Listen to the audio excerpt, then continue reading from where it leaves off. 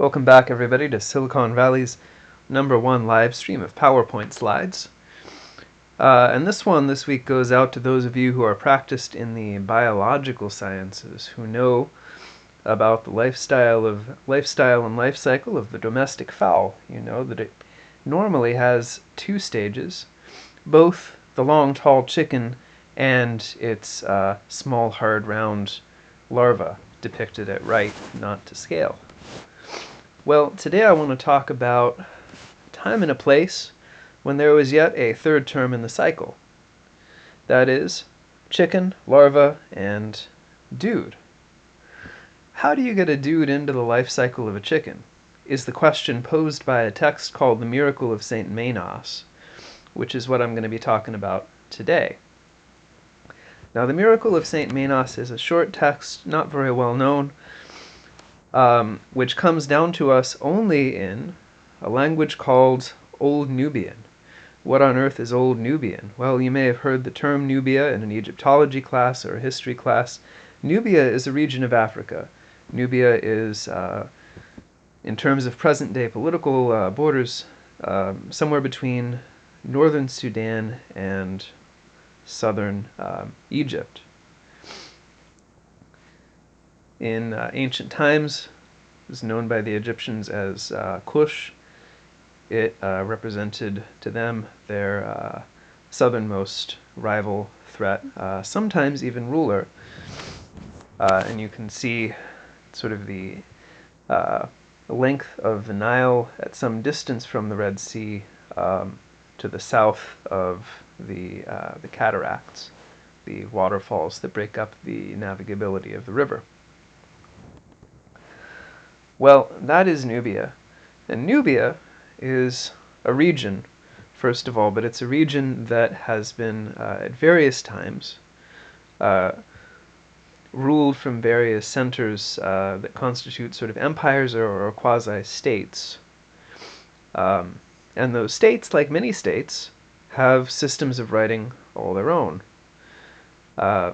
So Nubia has actually quite a long history of written documentation, a history that goes back further than written documentation even in Greece. So where Greece starts using writing in the 15th, 14th centuries BCE, there are Egyptian hieroglyphs probably produced in Nubia reflecting the ideology and policies of Nubian rulers in as early as the 18th century BCE.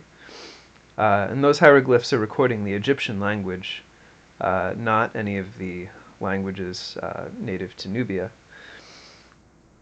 So the kingdom that rules over Nubia at that point is centered in Kerma, which you can see in red on your map. It's the most northerly of those red dots. Possibly occupied for some period of time by Egypt, but mostly independent of it. Subsequently, Kerma is abandoned. A new capital emerges with pyramids at Napata. And later on, in fact, the Nubians take over Egypt and form one of the last dynasties of pharaohs. Now, all of this time, the Nubian empires are under the cultural influence of Egypt, producing written documentation in Egyptian with Egyptian hieroglyphics. Subsequently, starting in about the 3rd century BCE, a written language develops, probably inspired by Egyptian hieroglyphics, which we now think records a Nubian language. We'll talk about what a Nubian language is in a second. That language is Meroitic hieroglyphics, or cursive, two different scripts using the same alphabet syllabary, which are understood in terms of what sounds each letter represents, but have not been fully deciphered yet. We don't know what all the words mean. So this is an indigenously developed script which records the indigenous language and continues to be used through late antiquity. The kingdom of Meroe collapses finally sometime in the 5th century CE, and there's this kind of interregnum where, again, for the next few centuries, all writing in Nubia is done using scripts that do not record a Nubian language. Greek, which records Greek, and Coptic, which is an alphabetic way of writing Egyptian. Both these scripts are used first for religious purposes, transmitting Christian scriptures. Nubia becomes Christianized probably at about the time that the kingdom of Meroe collapses. And that gives it kind of a way in for Greek and Coptic scripts. They're also used for documentation and for communication, for writing letters from one person to another. Now, as time passes, Coptic gradually falls out of use, and Old Nubian, which is the language I'm going to be talking about today, takes its place. Old Nubian is a language that is written in a script that combines characters from Greek with additional characters which are added for Coptic to record Egyptian, with a couple more characters probably from the Meroitic cursive script, with finally one more character which looks like it might be from Gupta Brahmi, which is a script from India. So it's a very interesting composite script, a script that demonstrates actually the kind of centrality of Nubia at this point in global networks of trade and communication. Where we tend to think of Sudan as a bit on the margins of a global economy nowadays, but Nubia was very much central to trans-African trade routes to Indian Ocean trade routes, and their alphabet really shows it. It's got letters from all over in it.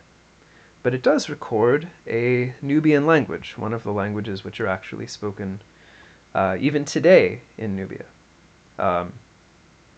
Old Nubian was deciphered on the basis of two things. One, the fact that a lot of the texts that we have in it are translations of religious texts that we also have in Greek or Coptic. So once you recognize a few of the key names or some borrowed words, you can, on the basis of hypothesis and assumption, figure out what the rest of the Nubian words mean. The other and even more important factor is, as I've said, the fact that very similar related languages are still spoken in the region today. Kenzi and Dongolawi, but even more closely related language called Nobiin, which is even sort of etymologically derived as a word from Nubian. So all of these languages belong to a family called Nilo-Saharan, which exists along the Nile and in the Sahara in a kind of a widely distributed sparse pattern, which reflects probably an ancient state of the Sahara where there were a lot more rivers in it. If you've ever heard of the Green Sahara, which was a state of the desert 4,000, 5,000 years BC when it was much more irrigated than it currently is, much wetter. That was a period at which the Nilo-Saharan languages spread to their current extent. But the ones that ended up in the kind of the upper reaches of the Nile, south of Egypt, are what we call the Nubian family, and they're quite closely related to the language recorded in Old Nubian. So that's how the script was deciphered at the beginning of the 20th century. So like I said, a lot of the texts in the script are things that we have in Greek or Coptic, but a bunch of them aren't. And those texts tend to be religious texts. Well, there are a lot of letters too, which are interesting in their own way, but the literary texts tend to be religious texts and ones that demonstrate that early Christianity was totally wild. Texts about like how Michael got to be an archangel, sort of strange things like that. Just texts that from a Catholic or an Orthodox point of view, or even a Coptic church point of view, look very heterodox. Unusual beliefs about sort of the central characters of the Christian cinematic universe, if you will. Texts like that were all over the place before sort of the major churches regulated and tried to start stamping them out. A lot of them survived in Old Nubian. They almost didn't survive You had your sharp eyes on when you were looking at the map that I showed near the beginning of this talk, you noticed that a lot of the archaeological sites near the top of the Nubian region are now in the middle of a lake, and that lake is Lake Nasser, and it was artificially created in the 50s and 60s by the construction of the High Aswan Dam in Egypt, which flooded a lot of the sites where old Nubian artifacts, culture, and documents had been found previously and were found by rescue expeditions at that point in time. Now, the miracle of St. Menas had been removed from one of those sites many decades prior to the building of the dam, but had it not been found during that earlier expedition, it probably would be underwater. So we're a little bit lucky to have it. It's a magical tale of a sunken kingdom, and now let's just get to it. Let's talk about those chicos.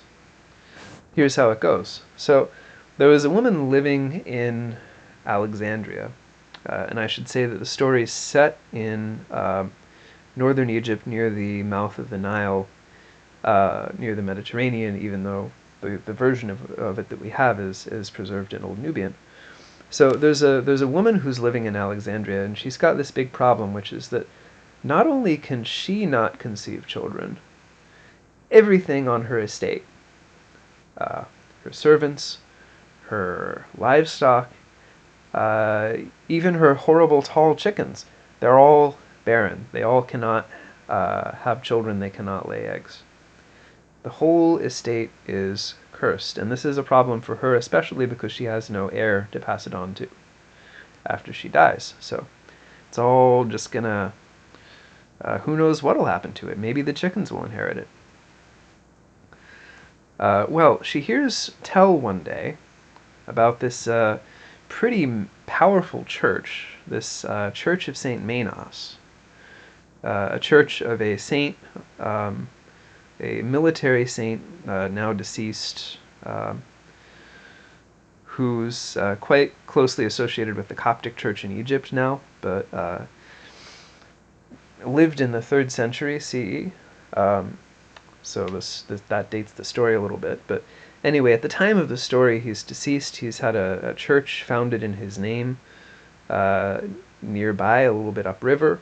So she hears people talking about this church, and everybody says, "Well, it works miracles. You know, you ask Saint Menas for something, and he'll hook you up." So she's pretty desperate. She doesn't really believe in all this saint business. She's not a Christian yet. She's not baptized or anything. But she says, "You know, if just one of these horrible chickens makes a larva, just one of them does, I will dedicate that hard round chicken larva to Saint Menas. I'll send it to the church, and that can be like a little beginning deal. Open up avenues of communication between me and this powerful saint." Well, lo and behold, one of her chickens does produce a happy little larva, and so she says, "Well, I'd better get it down to the church."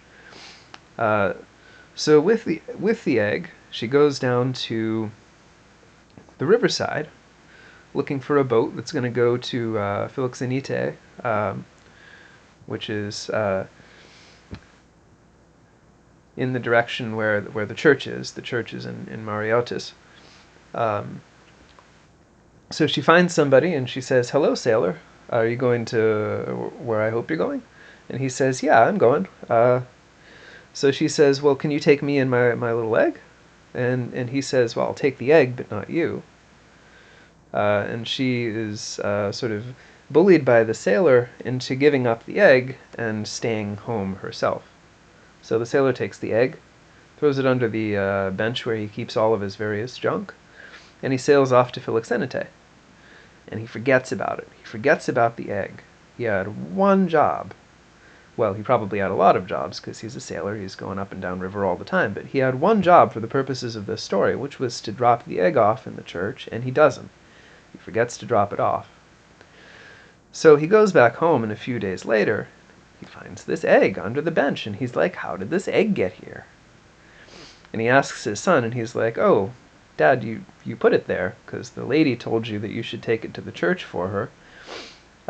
And he says, oh, facepalm, yes, of course, that's where the egg came from. So he does the logical thing, and he says, son, will you fry this egg up for me? I'm hungry. And so the son does this, and the dad eats it. And you think that would be the end of the egg, but that is where you are not counting on the miracle power of St. Menas. Because the sailor goes next Sunday back upriver to the church in Mariotis of St. Menas. And he sees a horrible vision, which is St. Menas riding down from heaven, shining with the light of the sun, about to jab him with the spear. And St. Menas says, hey, I'm actually inside you already because you have my chicken larvae in there. And St. Menas kicks him in the head so hard that he lays a chicken. He does not lay the egg, he lays a whole chicken, which stands up from under him and starts clucking and doing noises that chicken make. And this is the end of the story. Problem is solved. The chicken is dedicated in the church of St. Menas instead of the egg. The lady, impressed by this magical laying of chickens, which she hears about, converts to Christianity, gets baptized. All of her servants and all of her livestock also are baptized, and everybody is happily making as many babies as they like. And so everyone lives happily ever after. Well, what a strange story. A story of a man who eats an egg and lays a chicken. Seems like a very roundabout way to go and get a chicken. When you encounter a story that is this strange, you should always be asking, well, what's really going on here? What is it about this story that makes it such as to survive down the generations as it has, or circulate at least in the context where it was popular enough for a manuscript of it to have been found by us hundreds of years later? What is it about this story? Unless you think, of course, the miracle actually happened, in which case it's just a historical account and there's no question to answer. But if you suspect that it might be made up, you gotta wonder, what's so appealing about this story? Why is it made up the way it is?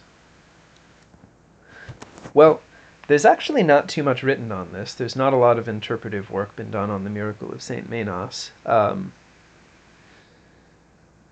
So the field's kind of open to guesswork, and I'm going to provide my guess, which is that it's actually a story about a topic that's really problematic for early and medieval Christianity. And that topic is the resurrection of the flesh. Now, I think, having been to church only a few times in my life, that the question of what happens to you after you die in Christian churches nowadays is resolved along the following lines. You turn into a kind of a ghost with a harp, and you fly up to heaven with angels' wings, and there you are with God and Jesus forever, or you go to the other place. Anyway, something happens to you right after you die. This is not the view of the early church. Their view is that actually you stay in the grave until the final trumpet sounds, until the last judgment, and then something happens to you. Then there is a resurrection, not of the soul, but of the flesh. That's what's important for them. The important thing is that you get back a body and that it is your body. Not some random body that's attached to you like a prosthetic, but your personal body. For the early church, souls do not matter all that much. Souls are not really the important thing.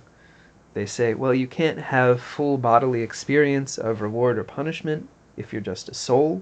You need to have the body to really get the full experience of the afterlife. The belief in disembodied souls, which are somehow superior to bodies, is really just a Greek philosophical thing, which sometimes gets into church writings, but for the most part, the theologically important thing is that you get your body back, resurrected in the flesh.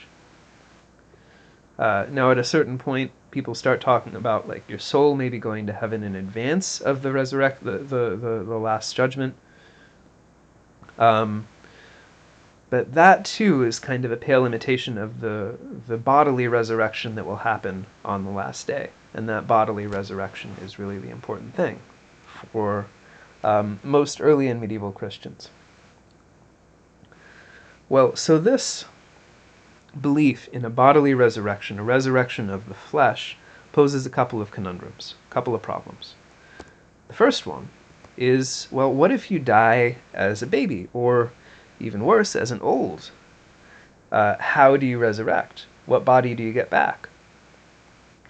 You would think, hey, you get the body back that you died with. So if you die as a baby, you get the baby body back. If you die as an old, you get your old, decrepit body back. But would a loving God really resurrect people in heaven with a body that had to wear a diaper? Well, theologians say no, probably not. He will resurrect everybody at the perfect age, which for Christians is age 33 because that's when Jesus died. That's the age when everybody will get resurrected. So the resurrection of the flesh actually involves a change in age, an artificial aging or de-aging using a kind of divine CGI to make you be the perfect age when you come back. So it's your body, but it's the right age. So that's a puzzle. How does that happen? It requires a bit of a leap of faith to imagine that kind of turning back the clock can actually work. The other big conundrum, actually a more serious conundrum for theologians, is this one. Well, what if you die in the ocean? What if you die in the ocean and a fishy eats you? And then another fishy eats you? And then those two fishies are each eaten by other larger fishies. And those fishies are each caught by fishermen and shared out at dinner parties of some sort. So a bunch of people eat you. Well, it seems like your body's scattered into a whole bunch of parts. How's God going to get all those parts back to reassemble you at the Last Judgment? Is he going to just go through all the poo to grab the bits of your body back? There is a lot of medieval theorizing that says, yes, all parts of your body do have to pass through into the excrement of anyone who eats you. So yes, that's a possibility, but it's a little undignified for God, and it's a little unclear how that's going to happen. So how does your body get resurrected if it gets eaten by something else, as opposed to buried in the ground, where it can remain, all in one piece, even if it decomposes? Well, the miracle of Saint Menas addresses both of these problems, right? Because the egg dies, a baby, a larval chicken, but comes back a fully fledged tall chicken. And the egg dies by being cooked and eaten by the sailor, but it is magically reassembled via the miraculous power of Saint Menas, into a whole chicken. So the problem of getting the age of resurrection correct gets solved by the miracle of Saint Menas. The chicken comes back at the right chicken age. And the problem of reassembling things that have been eaten is also solved by the miracle of Saint Menas, because the eaten egg gets resurrected as a whole chicken. So the story of Saint Menas might really be about this this pair of problems that accompany the resurrection of the flesh in early Christian thought, showing that the miracle-working power of the saint can do on a small scale with a chicken the same thing that the Bible promises that God can do on a large scale with a whole bunch of people. That is the sense that I make of this miracle of Saint Menas. Like I said, the field's kind of open on this. Your own interpretation may vary. For the evidence that I was using to interpret that, you can take a look at the Carolyn Walker Bynum book on the bibliography here, The Resurrection of the Body in Western Christianity, and for a lot of the old Nubian stuff that I was talking about, the other items on the bibliography can be your guidance. Anything that's published by Punctum on there, I think, is also available as a free PDF if you just want to look at it and not pay for it.